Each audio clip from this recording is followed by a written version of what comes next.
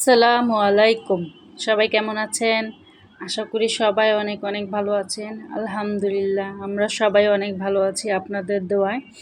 তো এই যে দেখতেই পাচ্ছেন সকাল সকাল আমার শাশুড়ি মা চাল শুকাইতেছে। তো গতকালকের যে ভিডিওটা আমার যারা দেখছেন তারা অবশ্যই বুঝতে পারবেন আমি রাত্রের বেলায় যেরকমই আমার শাশুড়ি মা ফ্যানের নিচে চাল শুকাইছিল। তো এগুলো হচ্ছে ভাঙ্গাবে।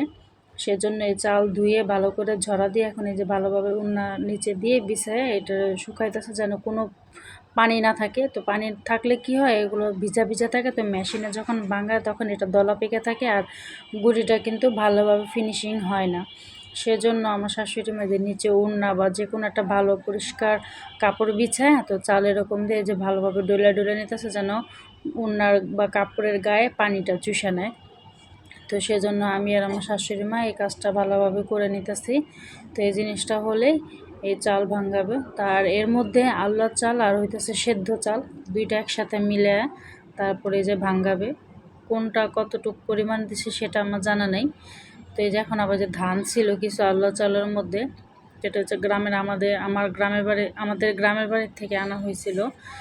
তো সেটা এখন ভাঙ্গাবে আর এর মধ্যে মানে অনেকটা ধান ছিল। তো সেজন্য আমার শাশুড়ি মা যেটা চোখে পড়তেছে সেটাই বাঁচতেছে। তো এই যে এখন ওগুলো আমার শাশুড়ি মা ওটা ভাঙ্গাইতে নিয়ে চলে গেল আর এই যে এখন আমি ঘর বাড়ি ঝাড়ু দিয়ে পরিষ্কার করতেছি সকালে নাস্তা খাবার খেয়ে। তো এই যে এখন দুপুরের কাজকর্মে লেগে গেলাম।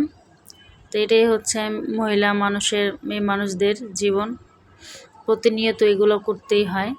তো এই যে এই পাশটা দেখি ফুলের পাতা পড়ে আছে।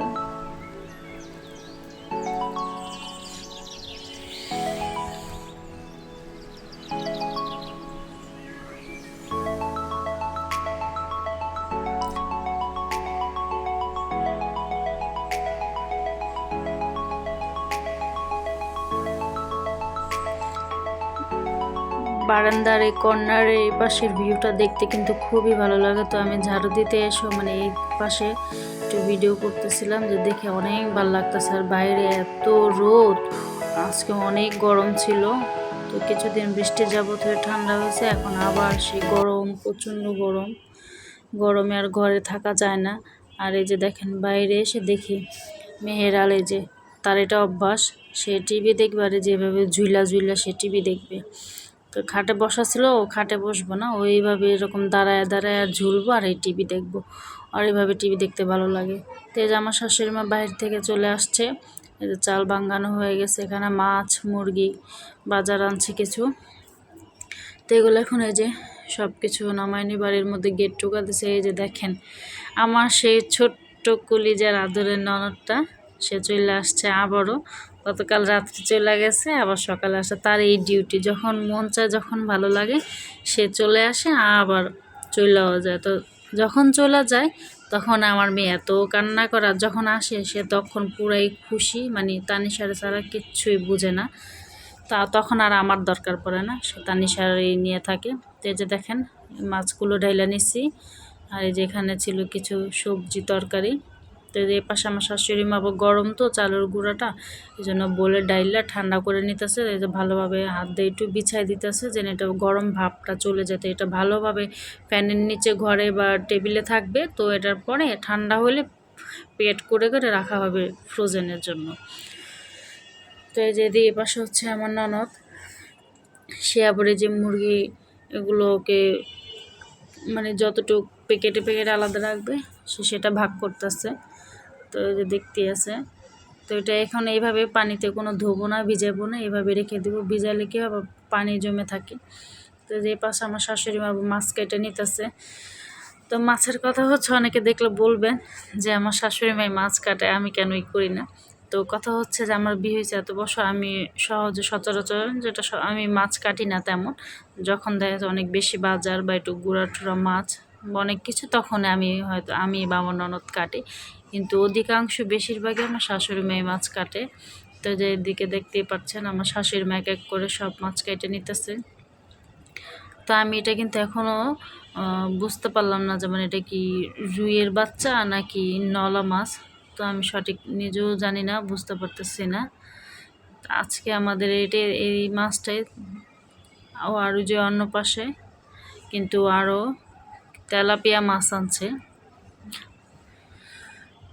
তো এই যে এটা এখন এই যে আমার শাশুড়ি মা কেটে নিতেছে, ভালোভাবে কেটে ধুয়ে এটা রেখে দিব। তো এই যে দেখতেই পারতেছেন আমার শাশুড়ি মা কাটা শেষ। এই যে এই পাশে আবার দেখেন আমার ননদিনী, সে আবার তেলাপিয়া মাছ এগুলো পরিষ্কার করতেছে। তো এটার ভিতরে আবার মানে রক্তের অনেক খান্ডা খান্ডা থাকে, আবার এই যে কানসার ফুলকা, তো সে এগুলা ভালোভাবে পরিষ্কার করতেছে, কারণ আজকে এই মাছটাই রান্না হবে। আর এই পাশে আমার শাশুড়ি মা ভাজি কেটে দিতেছে। তো আমার ননদ সে চলে গেছে, সে ওদিকে বাচ্চাদের গোসল টোসল করাতেছে। তো এদিকে আমার শাশুড়ি মা সব কাইটা দিতেছে, আমি এদিকে দাঁড়া দাঁড়া রান্তাছি আর ভিডিও করতেছি। তো এই যে এখন আমি এই যে ভেন্ডি ভাজি বসায় দিলাম। ভেন্ডি ভাজি একটু ভিজলা, তাই আমাদের বাসায় মানে এত কাঁচা কাঁচাটা, আমি জানি হ্যাঁ শরীরে এবং স্বাস্থ্যের জন্য একটু কাঁচা কাঁচাটা খাওয়াই ভালো, কিন্তু আমাদের বাড়িতে এত কাঁচা কাঁচাটা পছন্দ করে, একটু ভাজা ভাজা। এই যে দেখতেই পারতেছেন ভাজা ভাজা, এটা কিন্তু এখনও অতটা ভিজলা না, এটা আমাদের বাসায় পছন্দ করে। তো এই যে এই পাশে আমি এখন মাছ রান্না করবো পটল আলু দিয়ে। তো এই যে আগে আলুগুলো ভেজে নিতেছে, একদম ভালো করে লাল লাল করে ভেজে নিব। তো যেহেতু আমাদের বাসায় আভাজা কোনো তরকারি খাওয়া হয় না, সেটা তরকারির মধ্যে যে কোনো তরকারি হোক না কেন সেটা ভাইজেই দেওয়া হয়। তো এই যে অন্য পাশে আমি মাছ ম্যারিনেট করে রেখে দিছি। তো আজকে একটু মাছটা অন্যভাবেই করব। আমি মাছের মধ্যে হলুদ মরিচের গুঁড়া, আদা রসুন পেস্ট, তারপর একটু তেল লবণ দিয়ে মাখায় নিচ্ছি। তো এই যে ডালও মাখায় নিচ্ছি। আর যে পাশে দেখুন আমার শাশুড়ি মা আম কাটতেছে দুপুরবেলা, আমাদের দুপুরবেলায় হচ্ছে খাবারের টাইম। তো যে পাশে আমার শাশুড়ি মা আমার আম কেটে দিতেছে খাওয়ার জন্য। তো আজকের আবার এই আমটা কিন্তু একটু মিষ্টি ছিল, আজকে খেতে ভালোই লাগছে। আজকে এই আমটা খেতে কোনো লবণ বা এমন কোনো কিছু দরকার পড়ে নেই। তো আমটা খেতে কিন্তু খুবই মজা লাগতেছে, যেহেতু এখন আমের সিজন আসছে, গরমের মধ্যেই হচ্ছে আম খাওয়া কি চলবে, আপনারা আরও দেখতে পারবেন। তো যখন আমি আজকে ডালটা অন্যভাবে রান্না করব, ডালটা আমি কিন্তু কষায় রান্না করতেছি।